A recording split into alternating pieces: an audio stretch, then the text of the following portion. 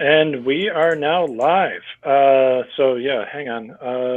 I have this handy dandy thing here. And yeah, hey, there we go. All right. Hey, it's a thing. We're official. We're official. Yes. So the whole idea for the GM party is that we are game devs, and we talk about stuff that we're working on and stuff that we've completed and what's getting in the way, and we just kind of shoot the shit and talk to each other and help each other out. So, Mark, you have skipped a bunch of stuff. Start with that. Which part? The shipping, not the fiasco. Like, there's going to be literally, I'm going to probably have to write a fiasco playset that is just about shipping books. And I can probably fill out through personal life experience most of the chart. Yeah, no, well, I don't know. Everything's been going well with my game. It's kind of going, it's going slower into distribution than I wanted. I got really good news today, which is that all of my books arrived for my Kickstarter backers down in New Mexico because I'm doing distribution through Magpie Games. And the last two rounds of sending books down to that state ended in tragedy. So one was mostly because of a postal apocalypse, and then the other was mostly because of very poor shipping, like packing in part of the printer. And so the things are working out with the printer, but yeah, it's been a slog and a giant pain in the butt. Hey, Mark, for the folks at home, what Kickstarter? Actually, I was thinking we should probably introduce ourselves. That was my thought as well. Maybe that's actually quite a good idea. This is a pilot after all. I'm dropping the ball. That's all right. Yeah, so I'm Andy Berdan. I thought of this idea basically 5 seconds before I went away on vacation. I thought about it for all of vacation. I'm working on a few sort of crazy indie ideas, and I just needed people to talk with. And it seemed like that was something that didn't really exist. So the GM party was born, and here we are. Okay. My name is Mark Richardson of Green Hat Designs. I'm working on publishing my first game, which, well, it's now published, and it's been in digital distribution for a while. It's called Headspace. I ran a fairly successful Kickstarter last fall, and now the print version is going into distribution and everything like that, and all that fun stuff, and I'm working on some follow-up pieces for that work.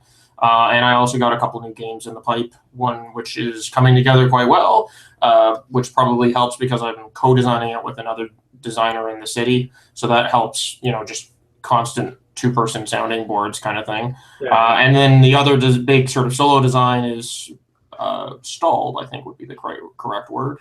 So ideas are always appreciated. All right, we'll get to that in a bit. Steven? So my name's Steven. I'm a game dev. I do Cavalry Games is my little imprint. I have also just released my first game. I released it actually back in December of last year, 10 Candles, which was also the product of a Kickstarter, albeit not as delightfully successful as Mark's. Still a successful Kickstarter. And so that I've wrapped up pretty much all Kickstarter rewards at this point since it was back in December, save the hardcover deluxe editions, which are just got back from the editor to me. So those will hopefully be going out soon. So that's basically done. I'm working on a number of new additional projects.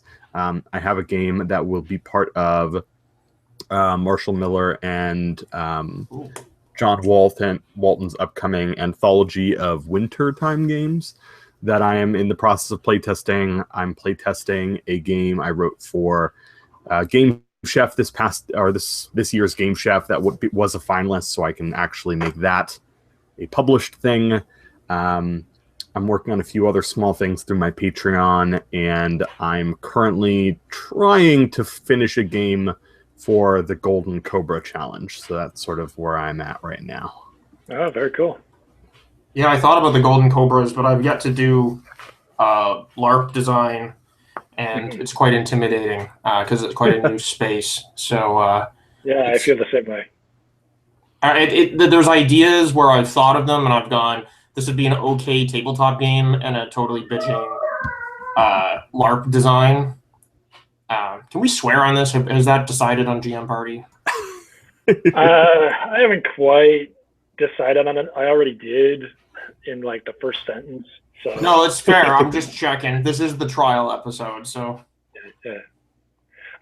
Let's try and keep it clean. If we slip up, we'll sounds slip up. good. We'll see what happens, I guess. Yeah. Yeah. So Golden Cobra. I was exploring an idea for that a while back, and it sort of brings me into the idea that I wanted to throw at the group. The idea I had was sort of a hybrid digital analog thing where have either of you done video production stuff? Nope, not other than like basic editing for my Kickstarter project. Nothing else. Right. Yeah, that's So, about the extent for me, and I never want to do it again.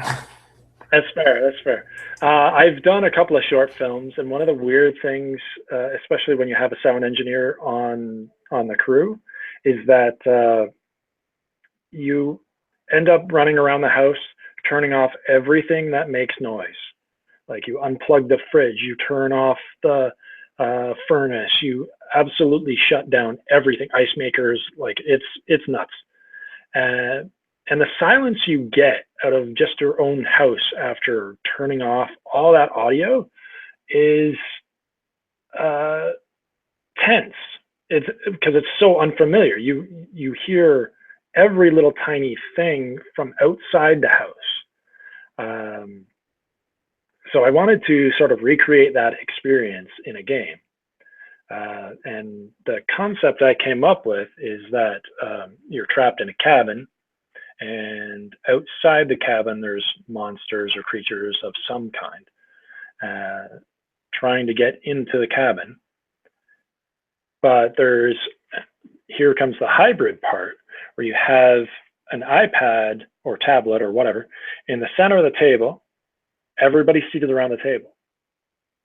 And if they make too much noise, the creatures break in and they find you.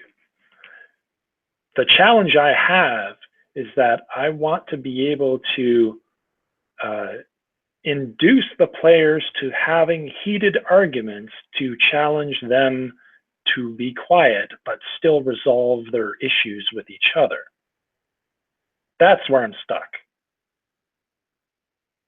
Anyway, that's what I'm working on. Yeah, I really like the idea of, I know that there are apps that measure decibel levels. Mm-hmm. So I know that there is definitely the tech out there to do that already exists. Yeah. Applying that to a game is really, really cool. I'm actually a developer as a day job, so like writing up a custom thing to do this is not a blocker at all. Yeah, it's the design of the analog element where you actually encourage people to like ruin each other's lives. I kind of what immediately jumps out at me is the idea of when you are when you are silent. So there are kind of different phases of the game, right? Mm-hmm. Because if you get too loud, the monsters would break in, or probably to actually allow for a little bit of momentum in the game, you would, after a set number of times that the monsters come sniffing around, then they break in or something like that. There's any number of ways to kind of set up, like it can happen 5 times.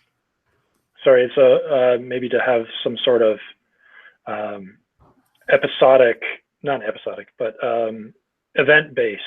They come around and then you have to be extra quiet.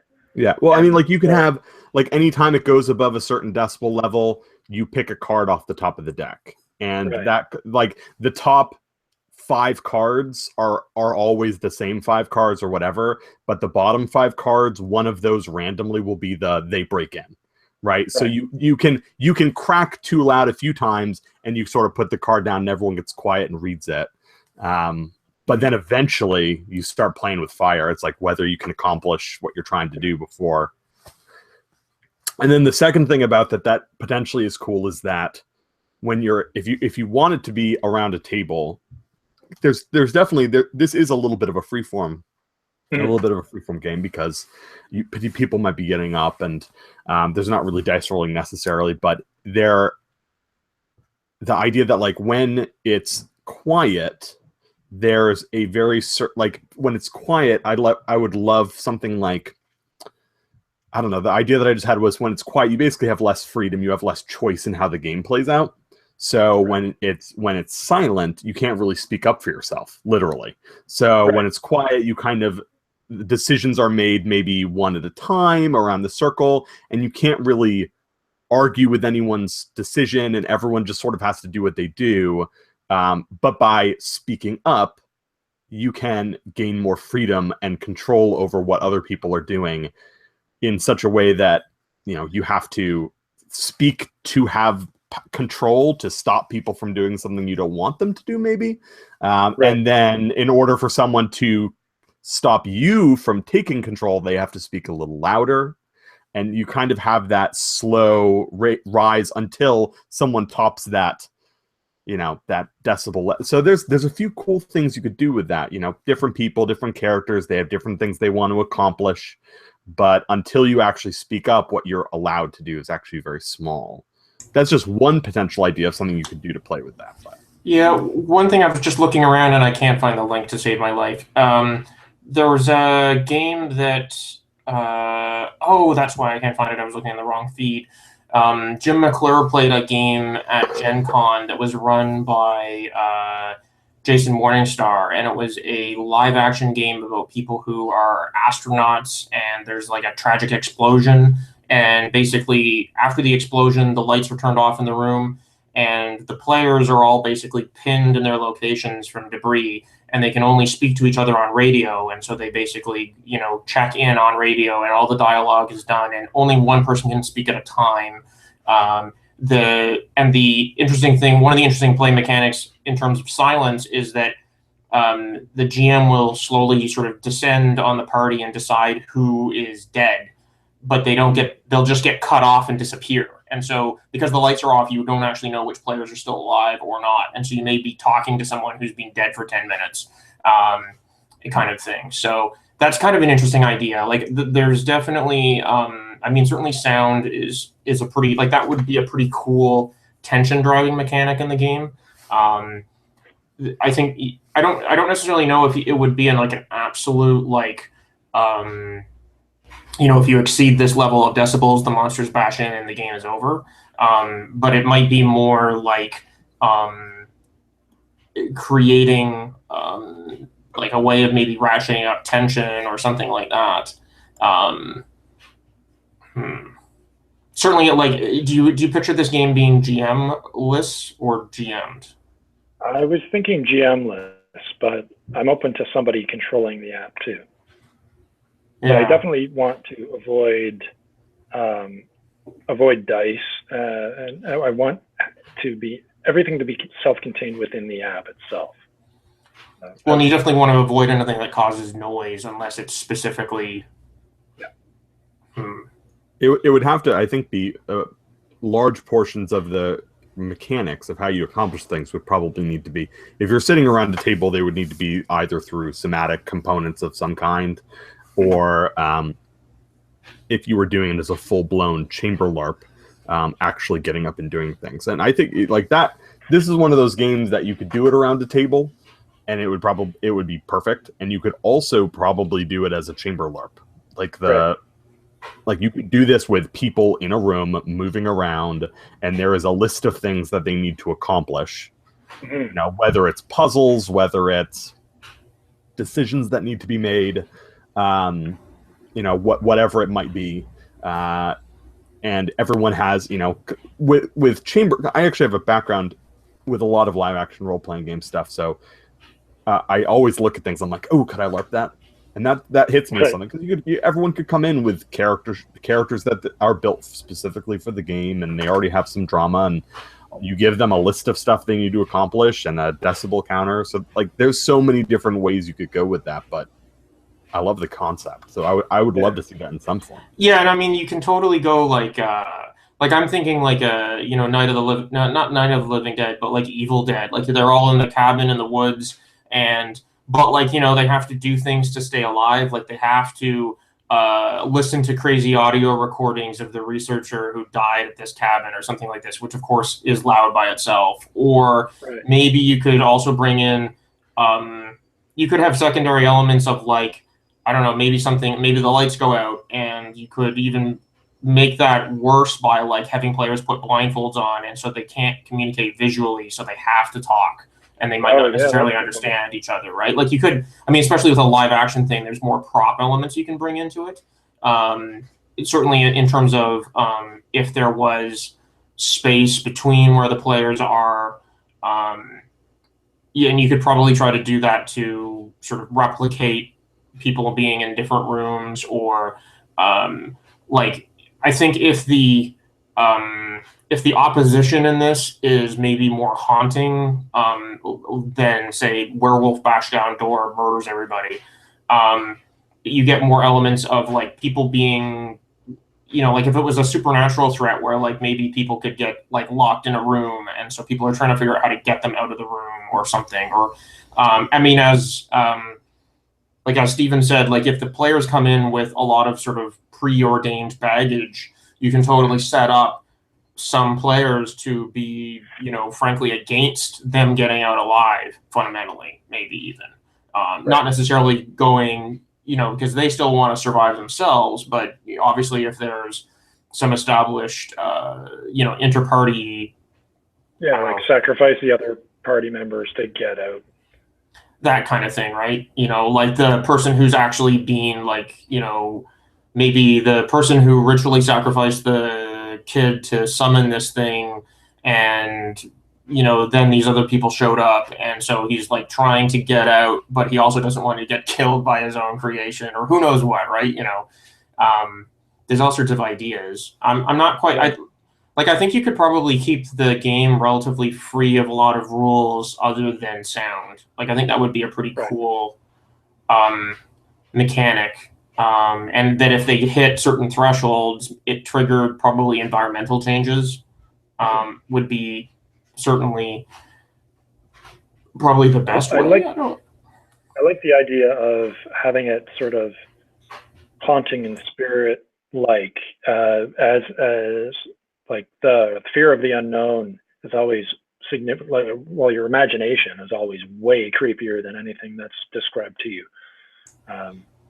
So having something super vague, I think it ratchets up that horror aspect. Have you thought about an idea, like rather than something that might be really like a vibe people would really identify with, might be something more like Poltergeist? Or like maybe the game starts as a seance or something, and then it's a seance that goes out of control. So like the game begins with various players emoting about what they're trying to communicate with this other living force, and then maybe the other living force actually shows up or something. I don't know. Oh, I like that idea. Because then you get that idea that each of the players could bring certain elements of maybe this dead person or something. Who knows? Like, if you go for that, would make it more otherworldly and I guess poltergeisty. There's like probably all the kind of found footage horror flicks where things things go off ajar. There's a bump in the night. How you could always relate it back to sound would be interesting, I think. There may be, I mean, with a seance-y poltergeist thing, I mean, you may just want to go straight up, the house is haunted kind of thing. I don't know. It's hard to say. Certainly, like from from a Golden Cobra perspective, like you want something pretty tight and small. Right. Well, it's not necessarily for Golden Cobra. It was just sort of the inspiration was something that the Golden Cobra inspired, rather than specifically for the competition. Yeah. I don't think I'll have the time. Well, I definitely won't have the time to do it this year. But yeah, that's always the problem. Yeah. Time. Have you done live action design before? No, I haven't. Yeah, see, like I'm not even familiar with like a lot of the underlying techniques and things like that. Like I need to play live action games, as Alex Roberts would tell me. Just play live action games. So I mean, that's kind of the big thing I need to do. Yeah, the only live action we have in my particular area are all boffer style. There's nothing beyond that. Yeah. As far as I know. So if I want it here, I'm probably going to have to bring it myself. Yeah, I mean, yeah, like to me, I think the cool live action stuff is, I mean, the stuff that I'm more comfortable with anyway is probably the smaller, like 5 to 10 player kind of stuff you can do in a living room, you know. Well, there used to be a mage, like a White Wolf mage live action group here. That was interesting. It was basically done parlor style. Oh, okay. And the same group was trying to spin up a changeling LARP, which would have been interesting. But the person trying to get it started moved away, and there's been nothing since besides boffer stuff. Yeah, I'm not too familiar. That's something I'm definitely not familiar with. Yeah, the White Wolf LARP stuff is an entire, well, at least the vampire LARP stuff is a very different world. Mm-hmm. Oh yeah, totally. I have some of my roots in that, but they're roots that will not go revisited. Yes. Yeah, I played one vampire LARP game at a convention. It was okay, but yeah, I think it's different, something different that I want these days. I think, at least out of my games, I'd be interested in some bigger live action, like the Magiscola stuff that I heard about. That sounds really interesting. But yeah. Well, that's cool. Cool. Yeah, I appreciate the feedback. I'm going to work on some of that. How about you? Yeah, I mean, Headspace is coming along fairly well. Like at this point in time, the core text, like the core book is out. It's out in digital release. It's even on sale right now, which kind of, I actually, I thought what was interesting is that, like, it's my first sale. And I really wasn't, like, I'm still not really too sure what to expect. Like, it's really weird, the digital distribution. Like, nothing I do seems to have any effect on whether or not digital stuff sells. Like, it's just sort of a slow, like, one day I'll sell a copy, 2 days will go by, I won't sell anything. One day, 3 people will buy it, you know, whatever. It's kind of very strange. I don't know, like, it's very new to me, this whole like having a product to finally sell. But yeah, I mean, the big news for me was I've been struggling to get all my paper copies. Like, they've been printed for a long time, but like I've had physical copies since before Gen Con. But I just had more than my share of very bad luck with related to shipping. And so this time I just decided, you know, screw it, I'm gonna do this myself. Did a bunch of research on how to pack books. There's surprisingly lots of different ideas on how to get like books into a place intact. And eventually I ended up going with wrapping each and every book in craft paper and just sort of taping them almost like a cheap Christmas gift, basically. And then I packed 12 books to a box that was about, I don't know, like, well, about the size of a 12-book box. And like each book is inundated with these damn things. I mean, like each book is like that. So, you know, it's not particularly thick, which is good. So I got 12 of them to a box, and then I put 12 boxes into a bigger double wall box. And I got lucky and all the boxes fit sort of perfectly snug so they don't move around, and then sealed that up. and I sent one of those big boxes with 48 books to Indie Press Revolutions through traditional snail mail post, and that took about a week. Got there intact with like one damaged book and like 2 books that were kind of roughly rubbed, which is pretty good in the schemes of things. And then the more extreme situation was what I'm doing for. Basically, I have about 300, and because of the success of the Kickstarter, I have about 330 soft covers that have to get mailed out to backers. And then I want to have a certain number with my distributor for going into distribution other than through Indie Press Revolutions. And so in all, I ended up shipping 430 books, which is about 450 pounds. It's a lot of book.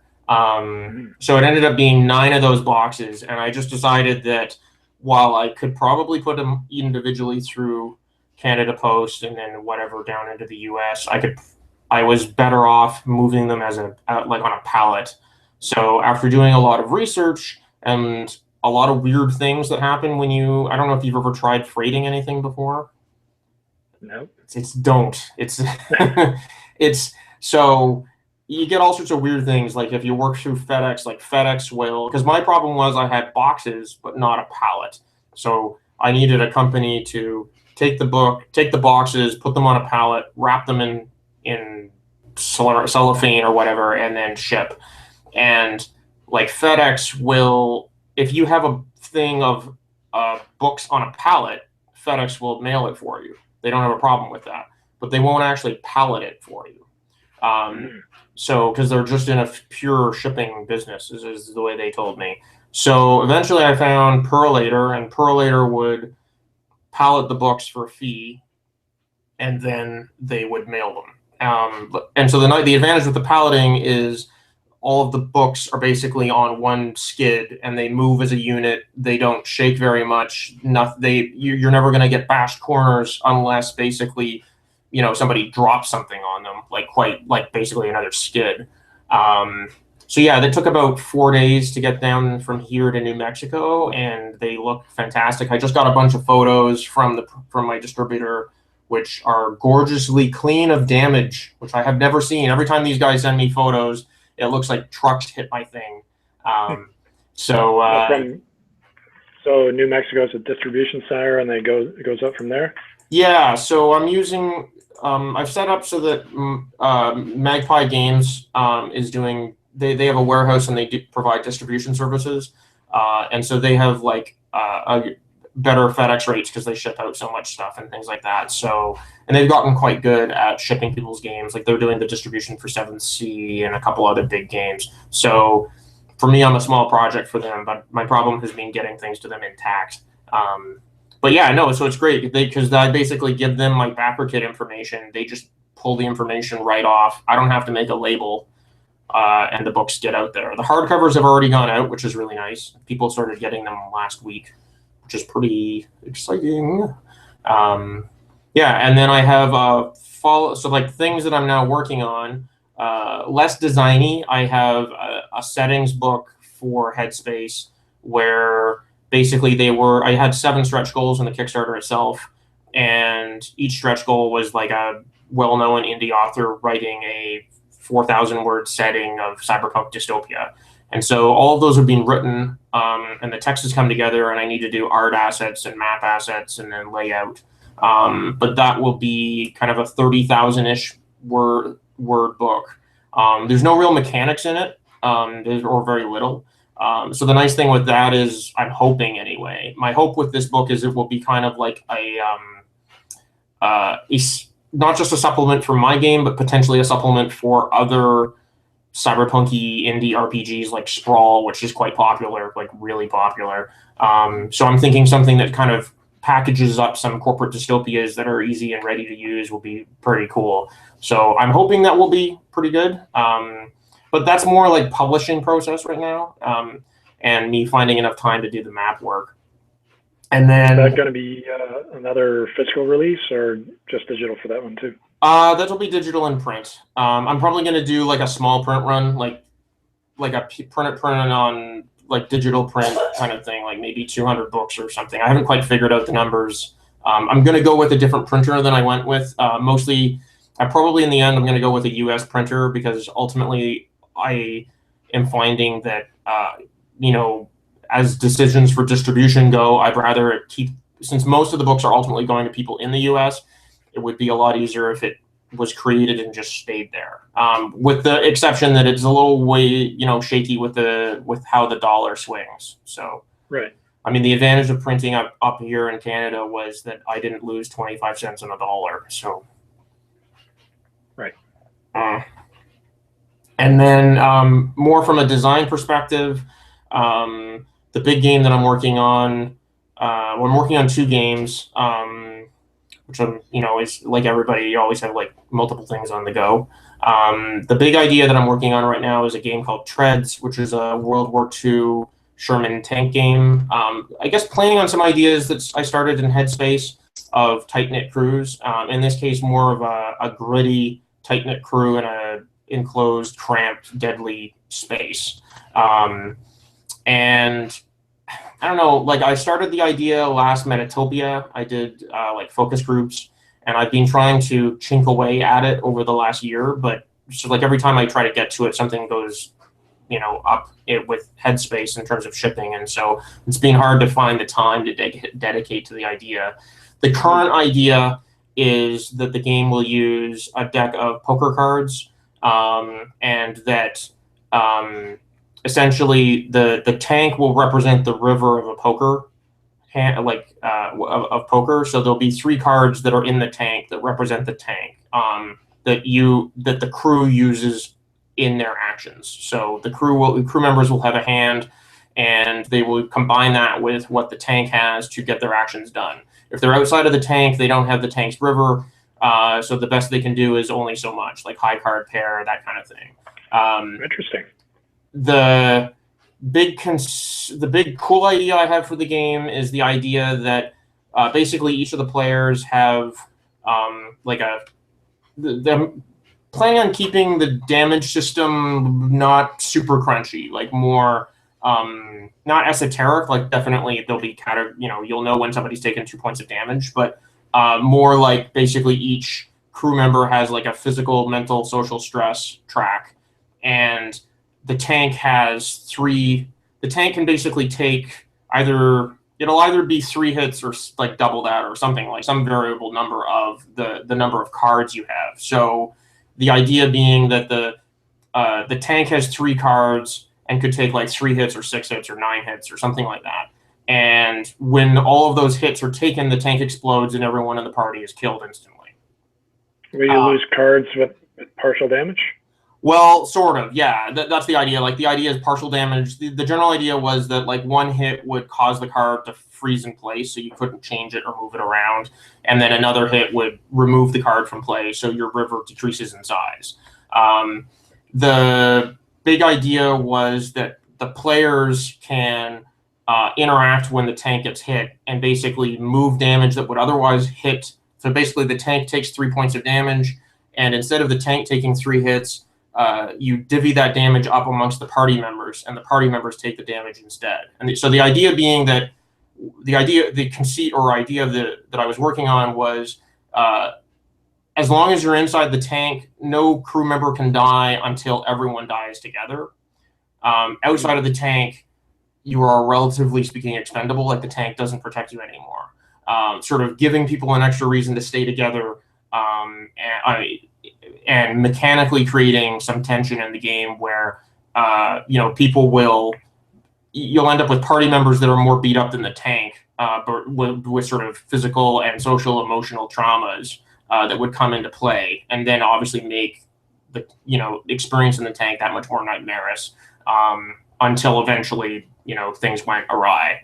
I'm sort of thinking the game would be more based around not necessarily just single session play, but maybe shorter sort of play, like mostly single session, I think.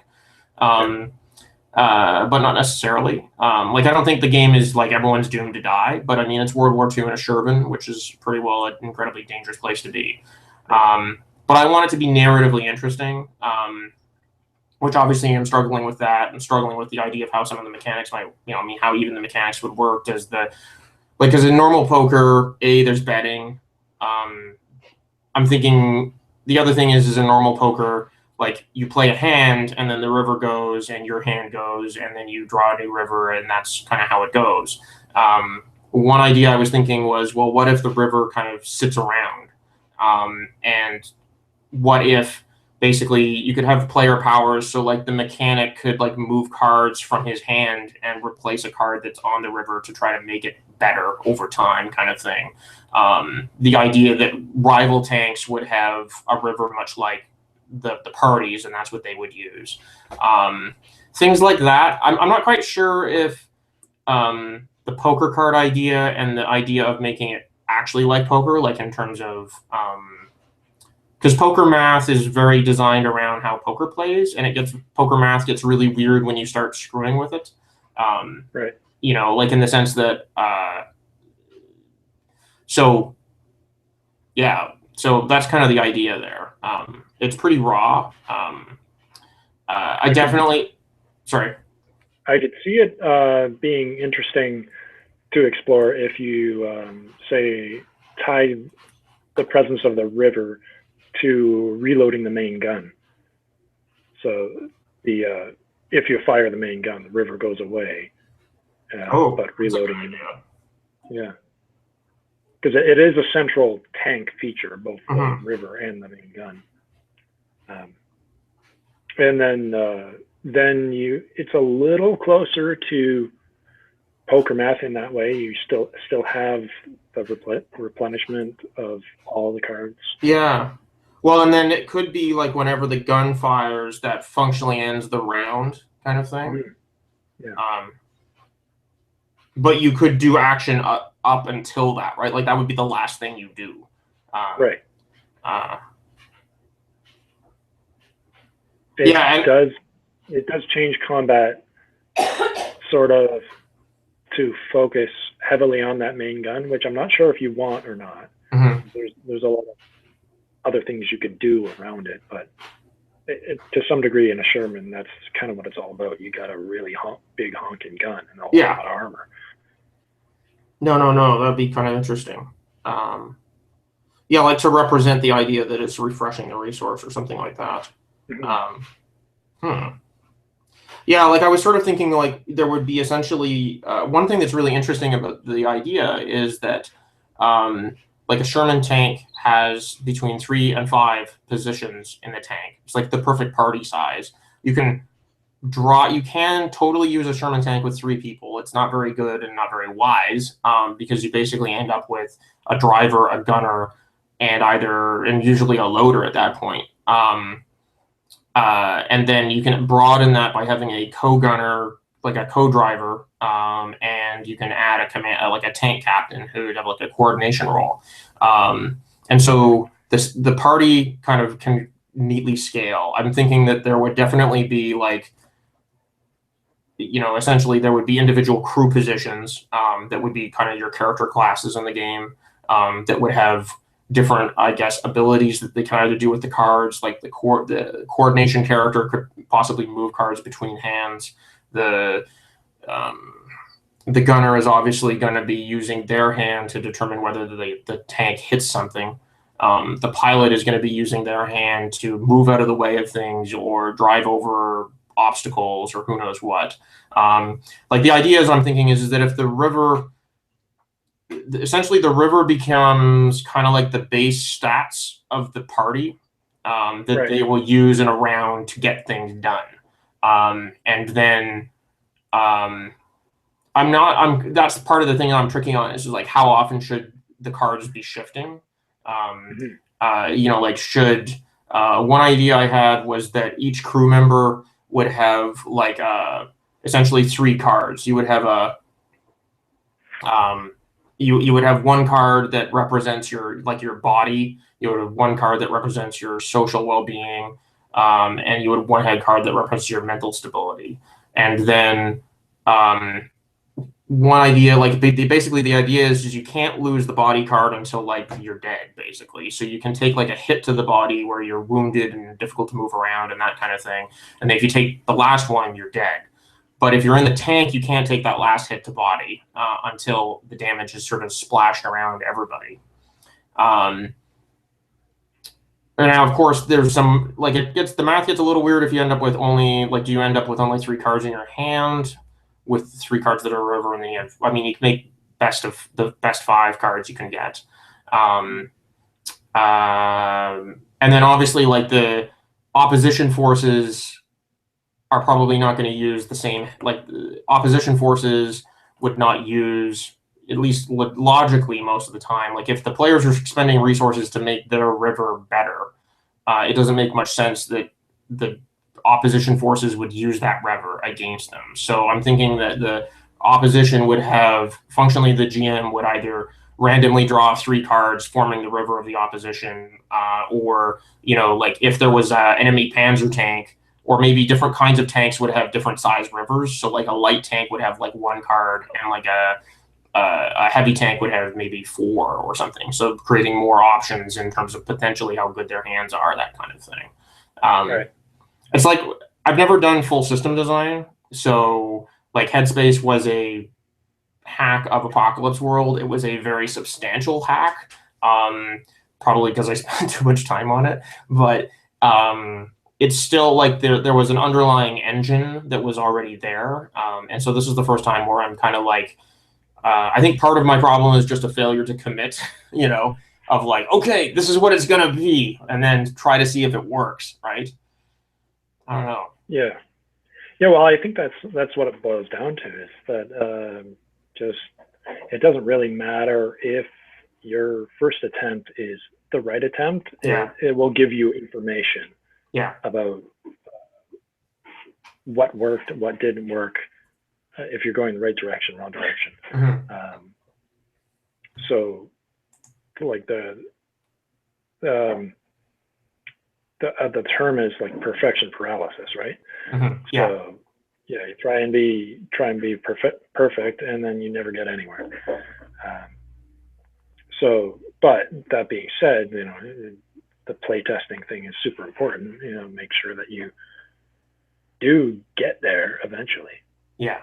But are you going to have you ever gone to Metatopia? No, I haven't. I've been thinking about it. It's pretty cool. It's kind of been my go-to place for early development and testing and everything like that. Because it's like, are you aware of what it is and all that stuff? Or? Yeah, I have a vague idea, but go ahead. You can tell our single viewer. Sweet.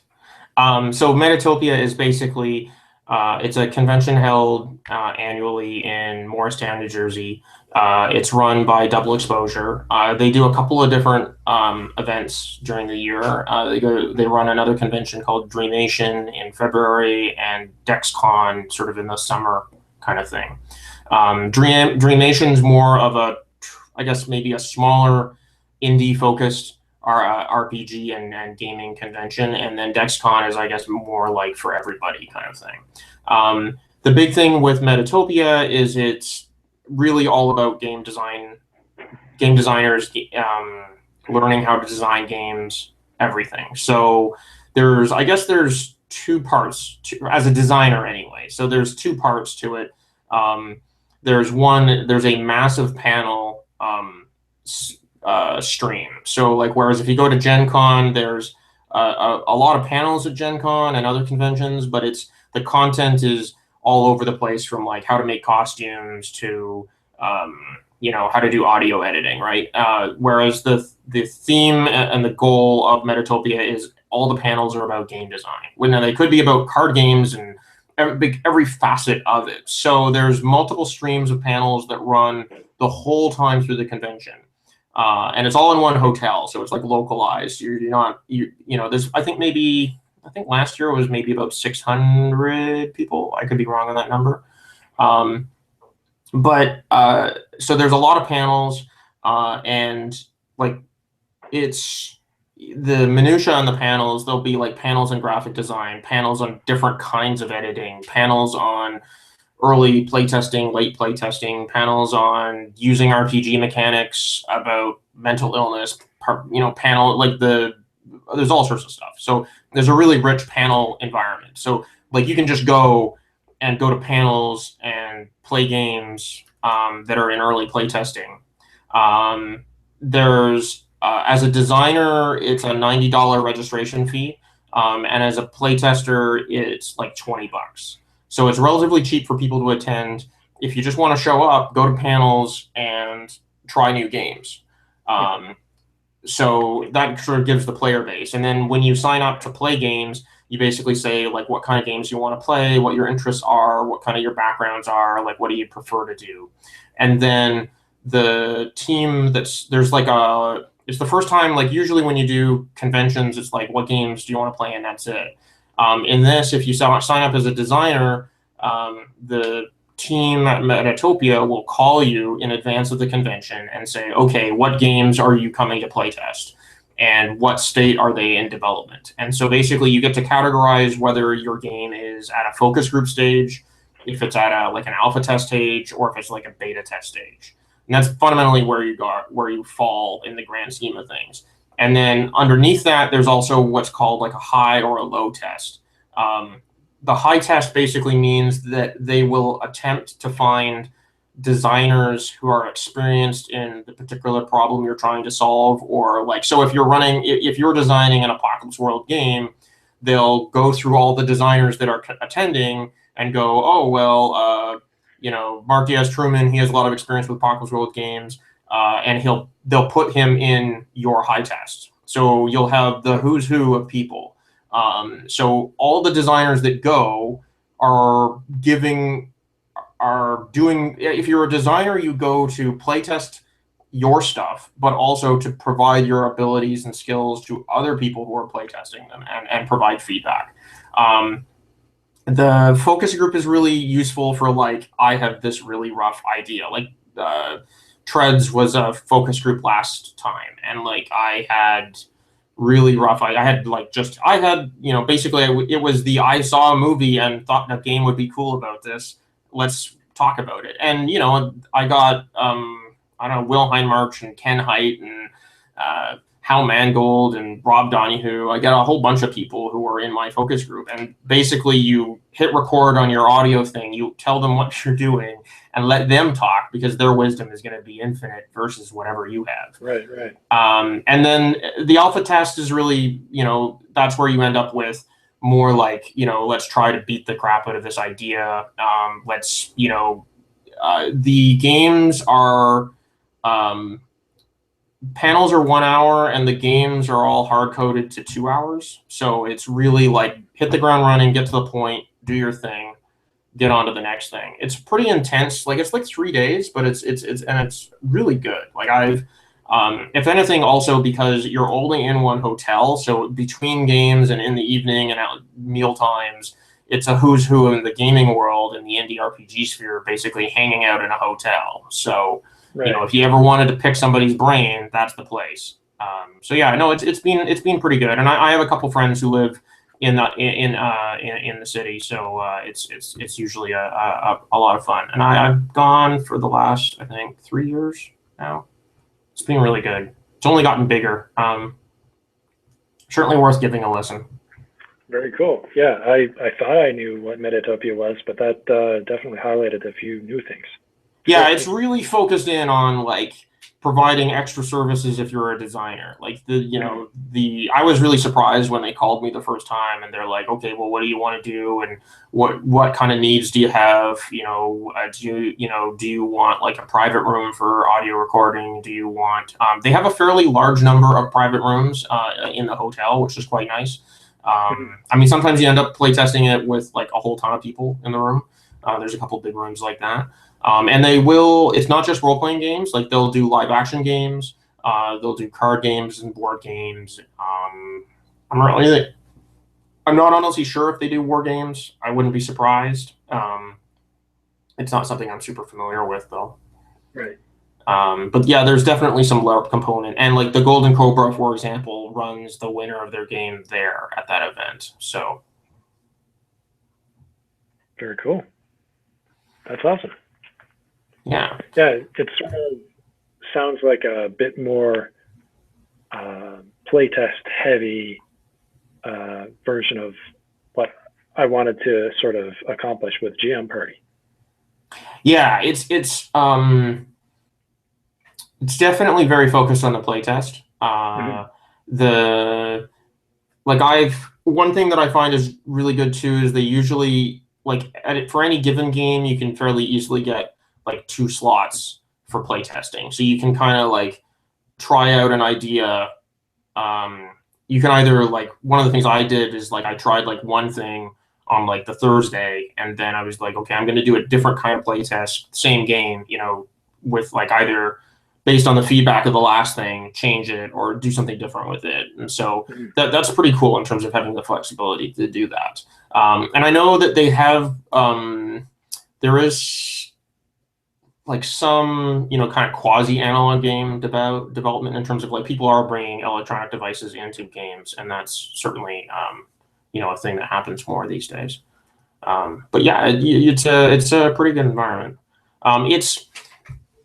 I haven't been to Origins, but I have heard that it had, in some kinds, at least socially, it has a bit more of a vibe like that, like where you're more confined to one hotel, so people don't wander that very far, as opposed to like Gen Con, where your likelihood of bumping into the same friend are very small unless you go to the same place. Yeah, that's about it, really. We seem to have lost Steven. Yeah, he said he had to bounce, but yeah, one other participant is a latecomer. If you're cool to stick around for a bit, I can bring him in. I could do a few other things tonight. It's been a pretty busy day. This has been a pretty good, fun trial run. Yeah. I think it worked out once we get the audio working. Yeah. Well, it's always a problem with this, right? So. Yeah. I'd be interested. Like, if you want to do this again early next month or something like that, that'd be pretty cool. Yeah. I'll set up another time poll and we'll see if we can get it happening. All right, cool. We're going to do another one next week with a couple of different participants. And, okay. Well, if I'm around, I'm not sure. Next week, it's kind of crazy for me, but. Well, yeah. You mentioned that you were busy, so yeah, you can watch or watch the recording. These should all, I think they're being recorded. I don't know. Right. It's a little confusing. We'll find out. Yeah, we will find out. All right, cool. Right. It was fun to actually meet you rather than just tweet to you. Yes, and I'm looking forward to getting my copy of Headspace in the mail. Yeah, well, so the soft covers they said that they told me they're going to start mailing them out tomorrow. So for US backers, it's usually within the same, because it's only Tuesday. Like, I wouldn't be surprised if US backers get it before Friday. Oh, I'm in Canada as well. Yeah, so probably next week sometime. Cool. Yeah, it's finally happening. Yeah. All right, cool. Well, congratulations. And thank you very much for this. It was pretty cool. Thank you. See you later, Mark. See ya.